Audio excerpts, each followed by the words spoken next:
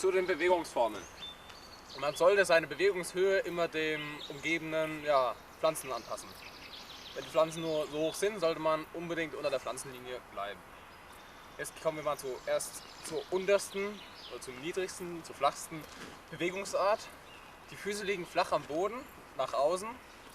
Die Hände sind etwas vor dem Kopf und dann wird immer ca. 20 bis 30 cm pro Zug nach vorn bewegt.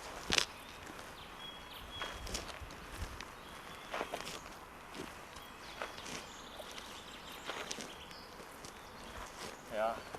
Also, wenn man viel Ausrüstung zum Transportieren hat, nimmt man ein Seil, bindet es an seinem Gilli fest, nimmt das andere Ende des Seils und bindet es an der Ausrüstung oder an der Tasche zum Mitführen der Ausrüstung fest. Nun kommt es wieder auf die Art des Geländes an, wie man sich vorbewegt. Und wie man sehen kann, wird die Tasche dadurch einfach mitgezogen.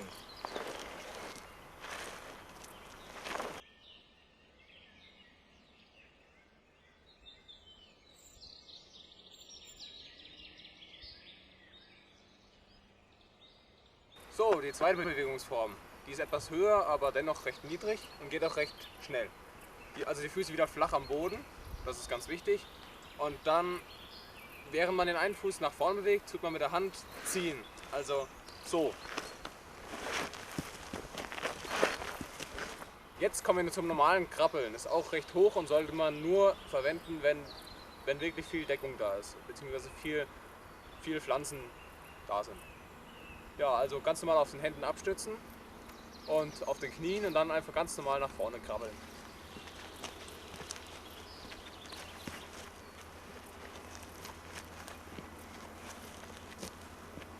Diese ungetarnte Tasche sticht natürlich relativ gut raus, deswegen kann man sich hier mit so einem einfachen Netz und einem Seil einen Überwurf bauen.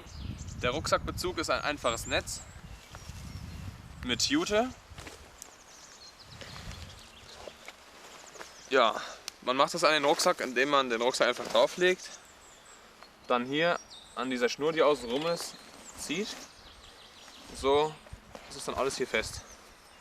Hier an der Schnur habe ich hier so ein Ding. Und ja, damit macht man das dann einfach fest. Hiermit kann man dann auch hier ein bisschen, dass es nicht verrutscht, durchgehen. So, da hat man hier einen super getarnten Rucksack, den man hinter sich herziehen kann.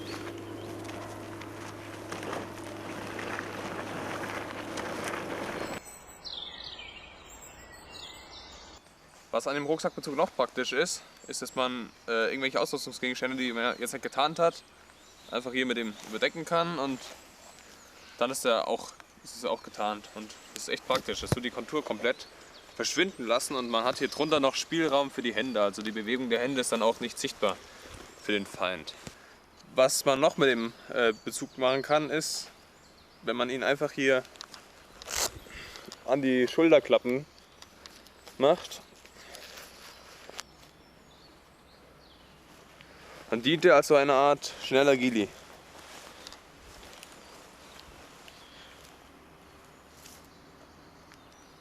Natürlich muss man ihn nicht unbedingt befestigen, diesen Bezug.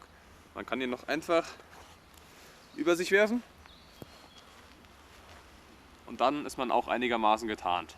Die dritte und die letzte Bewegungsform ist das niedrige Laufen, das gebückte Laufen. Die Füße ganz normal laufen, den Oberkörper nach unten bücken und öfters zwischendurch mal rumschwellen.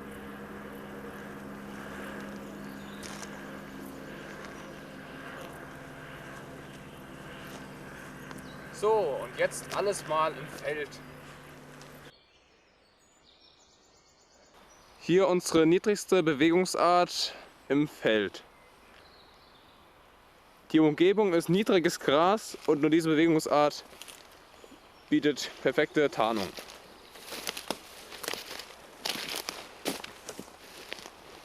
Wie man sieht, die Schuhe sind nicht getarnt. Wie man die Schuhe tarnt, zeige ich gleich noch.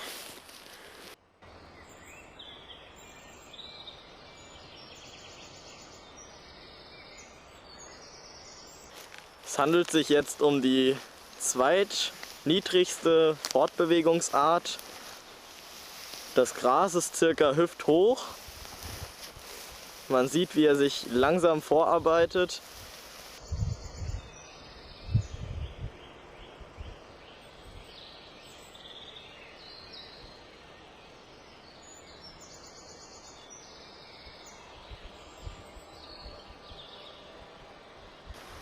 Jetzt sieht man wieder das Krabbeln und man sieht auch, dass die Person wieder mehr Gepäck dabei hat und es hinterher zieht. Das Gras ist etwa brusthoch, aber man sieht jetzt auch wieder diese Tücke, dass man oben einfach die Fahnen wackeln sieht und dass es eine riesen Schneise hinterlässt, die man meistens dann noch ein paar Tage danach sieht.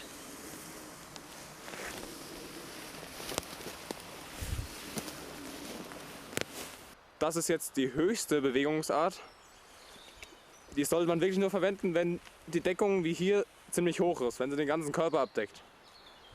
Man sollte halt aufpassen, dass die Baumspitzen nicht so viel wackeln, weil das kann ja einen dann wieder verraten.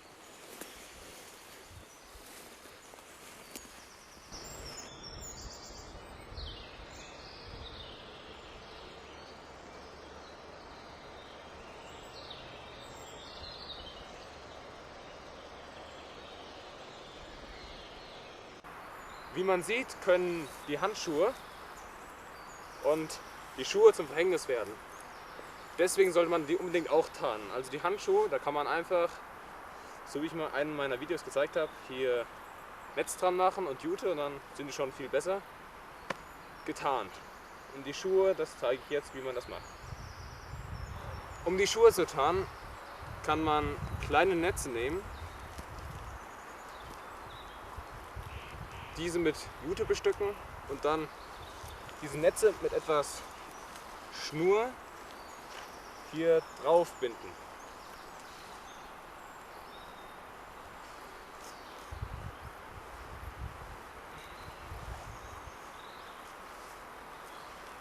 Dabei ist es am besten, wenn man vorne anfängt und dann so ähnlich wie beim Schuhebinden sich hier so nach hinten durcharbeitet. Dann wieder oben.